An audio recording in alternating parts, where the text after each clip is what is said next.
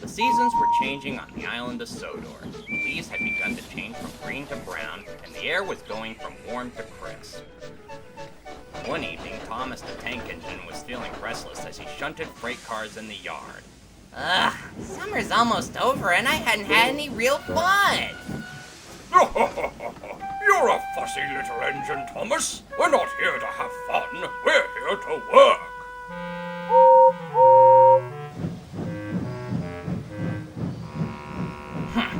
I'd rather be fussy and fun than being bossy and boring.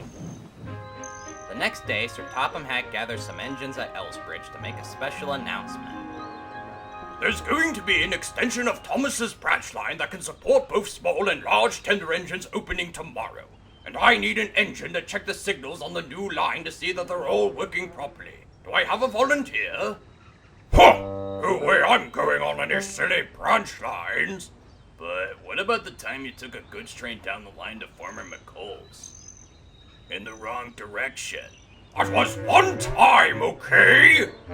Thomas, on the other hand, knew that checking signals wasn't much fun, but it was better than being stuck in the yard shunting. I'll do it, sir. I promise I'll check very carefully. After all, it is my own branch line. Off you go then, Thomas, and remember to check every signal. Safety is our first concern. No.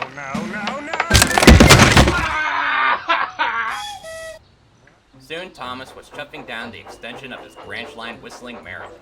Something about new tracks always put him in a good mood. Checking signals is really useful. Safety is our first concern. Each time Thomas saw a signal, he made sure that the arm was in the right position.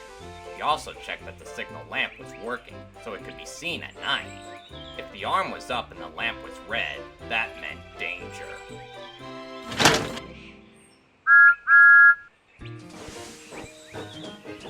As he strolled along, among him were hidden junctions, hanging rocks, dangerous curves,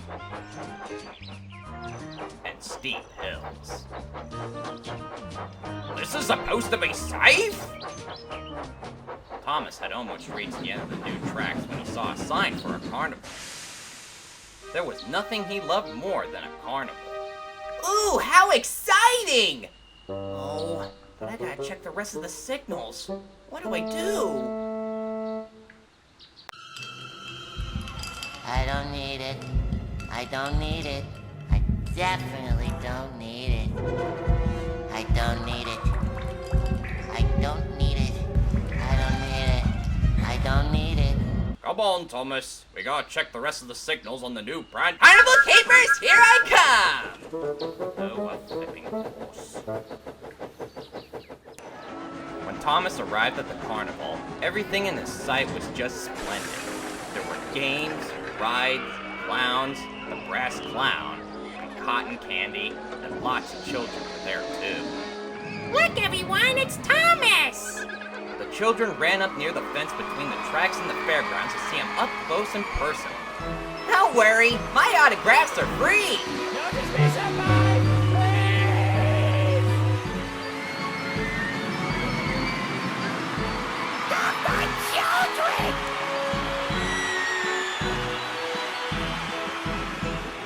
When Thomas got back to the rail yard, Sir Topham Hatt was waiting for him.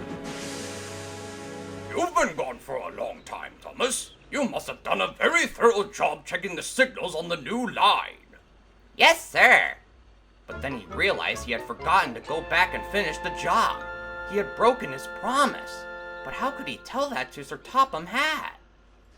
Thomas was almost going to give an explanation, true or not, until Sir Topham Hatt interrupted. Good. Then everything is ready for tomorrow's grand opening. Thomas gulped. What if there was trouble? What if one of the unchecked signals didn't work? I know. I'll get up very early tomorrow and go out to check the rest of the signals before the grand opening. That night, Percy was being loaded for his nightly mail run until the station master walked up to him with some bad news. Sorry, Percy, but a section of track on your regular route has been washed out from last night's rainstorm.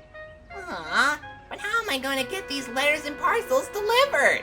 I telephoned Sir Topham Hatt, and he says you can take the new extension of Thomas's branch line before it opens tomorrow instead. And Percy set off with the mail train feeling much better.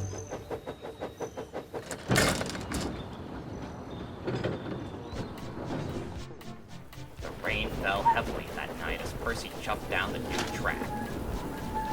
He slowed down carefully until he had passed the dangerous spot. Then suddenly, in the dark, he passed another signal. The lamp was not lit, so he couldn't see it until it was too late. Percy slammed on his brakes, but the rain made the rails very slippery, and up ahead was a dangerous curve. Yikes! He closed his eyes and did his best to hold on through the turn. His brake van flew off the tracks and was smashed to bits. But luckily, the conductor had jumped clear before the crash. Percy shivered with fear from his close call. The next morning, Thomas awoke and sneaked out of his shed. Then he saw Percy with Sir Topham Hatt. Percy has had a terrible fright. He almost derailed because of a signal lamp that didn't work, and some of the mail he was taking almost could have been ruined. How could such a thing have happened, Thomas? Thomas pondered with embarrassment, knowing that he could not lie and not tell the truth, until he finally decided. Oh, sir, I'm so sorry, sir. And then it all came out. About the carnival, the children, the brass clown, and about how he had forgotten to go back and finish the job. I'm sorry I broke my promise, sir. I just want to be part of the fun, and then I forgot. Sir Topham Hatt spoke severely to him. Oh, there'll be no fun for you for quite some time. Percy will do your regular jobs until you finish checking every other signal on my railway. Twice. Yes, sir. And Thomas set off to do what his punishment was. Since then, every time Thomas stops or passes by a signal, he always makes sure to see if it's working properly and makes sure not to get distracted by anything else, just to be extra safe. Fussy little Thomas certainly is fussy about signals. But Thomas now knew that being fussy also meant being safe. Safety is our first concern, He would say back.